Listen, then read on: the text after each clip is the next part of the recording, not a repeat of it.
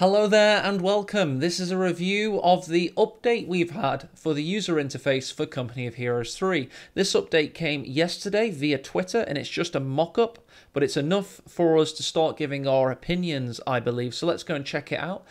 The latest iteration of our heads-up display is here. Check out the changes based on your feedback. Happy Friday! And I would not be doing this if this wasn't for Hello Cocktails. Looks much better to me, but I'm waiting for AECO's verdict, which makes me feel good about myself, gives me an ego boost, and made me make this video. Because I'll be completely honest, my ego was hurting a little bit that Relic have never asked, or the UI team at Relic have never really interacted with them or given feedback directly. I've given feedback as part of the private setting, but it's not part of a feedback loop. Shield feels like shouting into the void. And what better way than to shout into the void than on my own YouTube channel? I feel that is probably going to be more productive because I'll get comments below. So the whole point of me doing this review is not because I think I'm right, although I'd probably bet on me mostly being right, maybe 60-70%.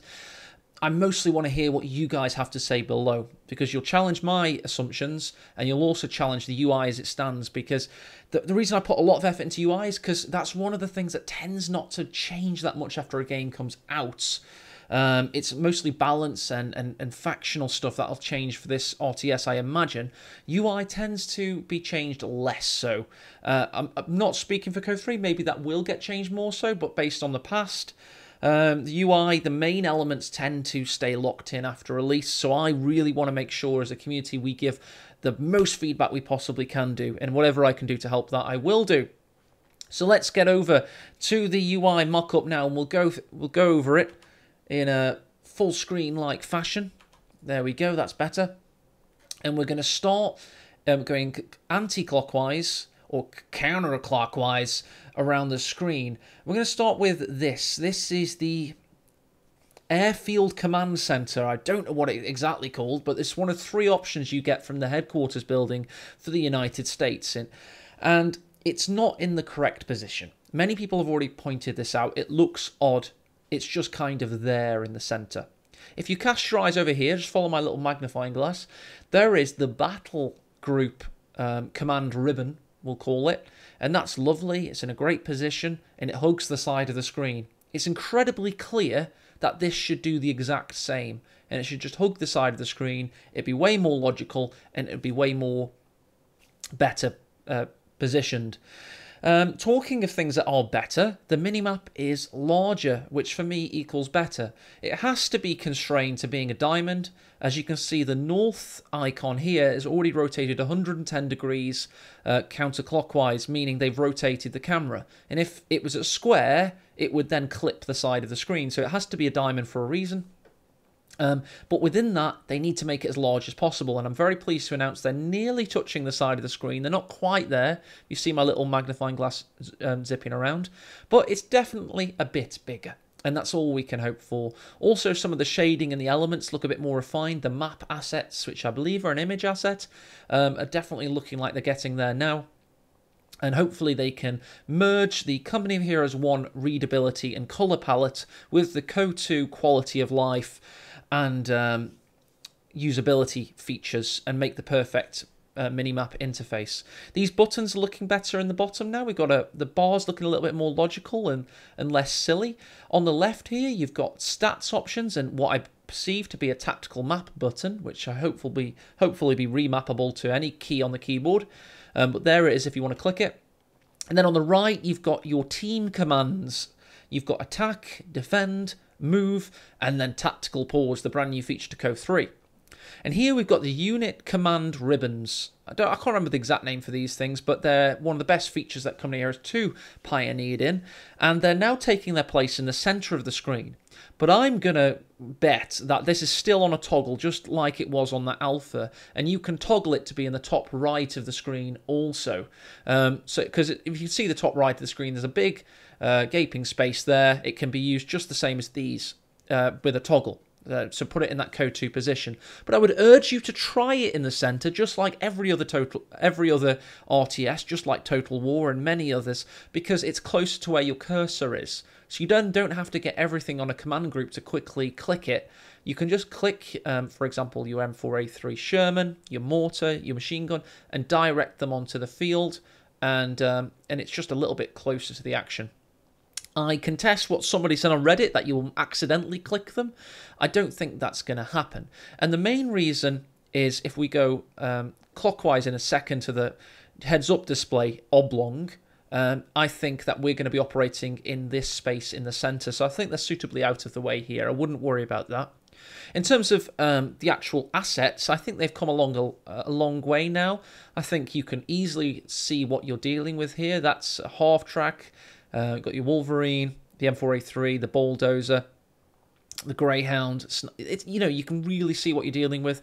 Veterancy pops out. You can see this one's garrisoned. This one's got a shield icon indicating heavy cover, light cover here, and you've got 4 idle units here, one of which is currently being healed, I believe, and also has a bazooka upgrade. So I'm really feeling as though they're packing a punch, and it possibly looks better than the COH3 ones at this point in time.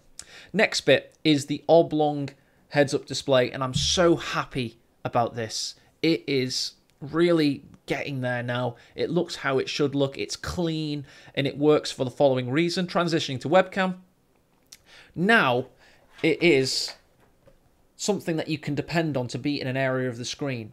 If there's things happening behind it, you're aware of what could be behind it. And if you move the screen, it will always be in an understandable rectangle of occlusion. Meaning it obstructs things, but there's only 2 lines you're dealing with.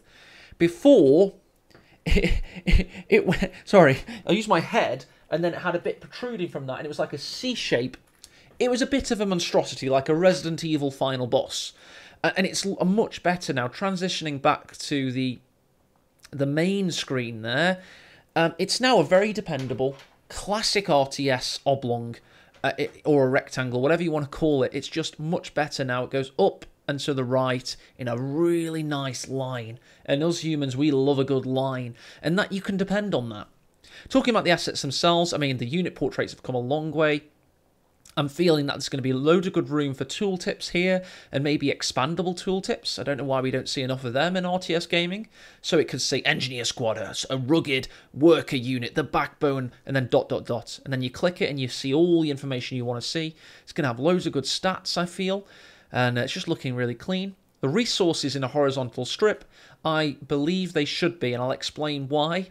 Because when you select an upgrade, for example, flamethrower, it'll pop up here in a rectangle, and it'll say 60 munitions right next to your stock of 3,979 munitions.